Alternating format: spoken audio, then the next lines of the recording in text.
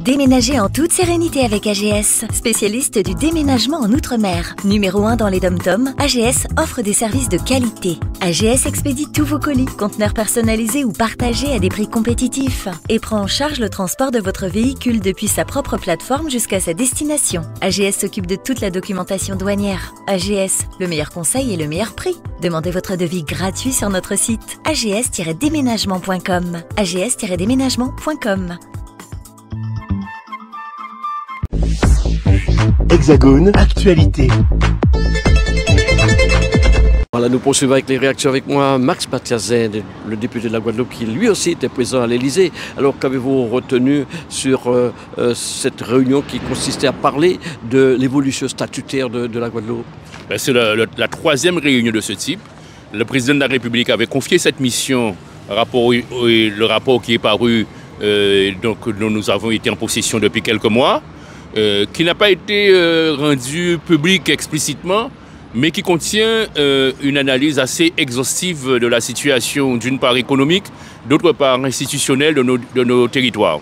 Pour ce qui concerne la Guadeloupe, le président a noté que les Guadeloupéens qui se sont exprimés sur deux points.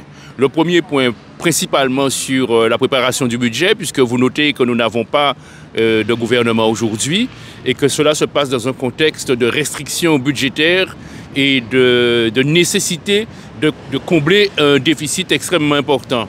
Alors, dans un premier temps, il nous a laissé entendre, et surtout Manuel Valls qui était présent, que nous allons devoir, les Outre-mer, vont devoir contribuer à l'effort de réduction, d'une certaine manière, du déficit.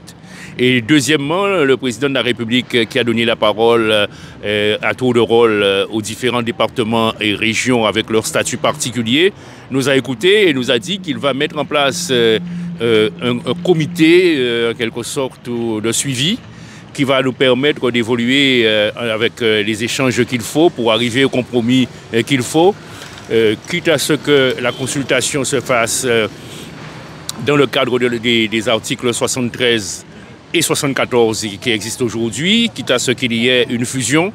Et comme le disait précédemment mon collègue Califère, il va falloir, bien sûr, dans le cas où il y aurait fusion, passer par une évolution de la Constitution, c'est-à-dire un changement de la Constitution.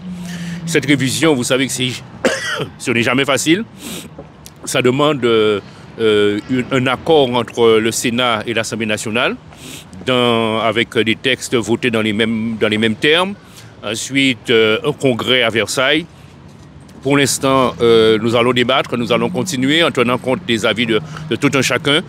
Mon avis, c'est qu'il faut bien sûr, au-delà de ce qui s'est passé au niveau des assemblées, au niveau du congrès et puis de la région et du département, il faut absolument que la parole circule au niveau de la population pour arriver au meilleur, je dirais, compromis pour notre pays. Alors, évidemment, Max Batiazen, compte tenu de la situation politique dans laquelle nous nous trouvons, il y a évidemment les échéances présidentielles qui arrivent, le président qui ne se représentera plus. Est-ce que le président Macron espère aboutir à quelque chose avant son départ, concrètement, d'après ce que vous avez pu entendre hier soir? Je note une volonté chez lui, sinon d'aboutir, en tout cas de faire évoluer ces différents dossiers. Il a eu conscience d'une chose, c'est de cette différenciation. Il l'a bien ressenti, nous l'avons bien fait ressentir, cette différenciation qu'il y a qui concerne ces différents territoires, je dirais disséminés dans plusieurs océans. Et donc il a écouté, je pense qu'il a compris le problème, mais ce n'est pas la première fois qu'il nous fait ressentir qu'il a compris. Et pourtant les choses n'évoluent pas comme nous l'aurions souhaité. Alors pour l'instant, nous restons avec mes collègues députés, nous restons extrêmement attentifs à la préparation du budget, à la nomination d'un gouvernement, à la préparation du budget. Nous savons que nous avons ce premier combat qui sera bien sûr d'éviter qu'on nous fasse payer trop, en tout cas pour ce qui concerne nos territoires qui sont profondément en retard de développement. La grande partie, toute proportion gardée, de la contribution au rétablissement des équilibres, parce que les économies, nos entreprises locales, et les retards de développement que nous avons, la question de l'eau, et n'attendront pas et ne supporteront pas de coupes sombres dans nos budgets.